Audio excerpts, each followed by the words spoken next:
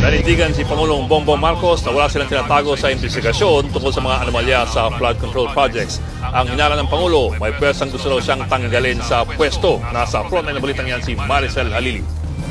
Hindi na nakapagtataka kung madawit man si Pangulong Bongbong Marcos sa anomalya sa flood control project. Mismong si PBBM na ang nagsabi, ganyan naman daw sa politika. Pero tiwala siyang hindi siya sasabit dito. The opposition would love to bring me into this, to include me in all of this. But that's politics. That is not to do about corruption. That is to do about politics. Gusto nila akong tanggalin. Yeah, sige, kaya nila gagawin lahat yung mga gagawin nila. Minsan ang sinabi ni Vice President Sara Duterte na aabot sa bakuran ng presidente ang investigasyon sa korupsyon. Pero giit ng Pangulo, wala naman silang tinatago. Kaya nga raw nandyan ang Independent Commission for Infrastructure para mag-imbestiga batay sa ebidensya.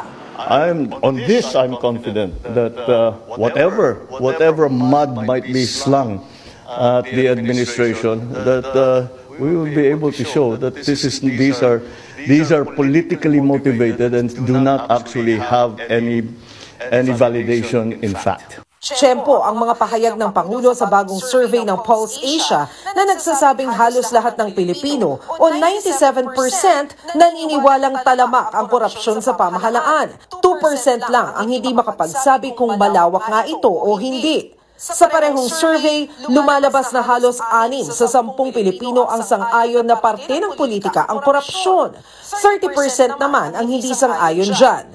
Gayunpaman, karamihan din ang naniniwalang mapaparusahan ang mga opisyal na mapapatunayang sangkot dito. Kaya kahit pa umugong ang banta ng kudeta ngayong sunod-sunod ang protesta kontra korupsyon, tiwala ang Pangulo na solid ang suporta ng iba't ibang sektor sa kanyang administrasyon, kabilang na rito ang militar. Pero hindi raw ibig sabihin na kampante na siya. It is dangerous for someone in my position to be complacent. To say, don't worry, everybody. Kung may reklamo, bukas naman kami. Sige, magreklamo kayo, sabihin nyo sa amin. If it's something that we have to attend to, we will. Giit naman ng palasyo, ang importante ngayon ay gumugulong na ang investigasyon matapos ang expose ng Pangulo. Credit is given the President. What is important at this point to understand, the wheels of justice are now turning. As I said, marami nang nangyari at marami pang mangyayari. Nagbabalita mula sa Frontline, Maricel Halili, News 5.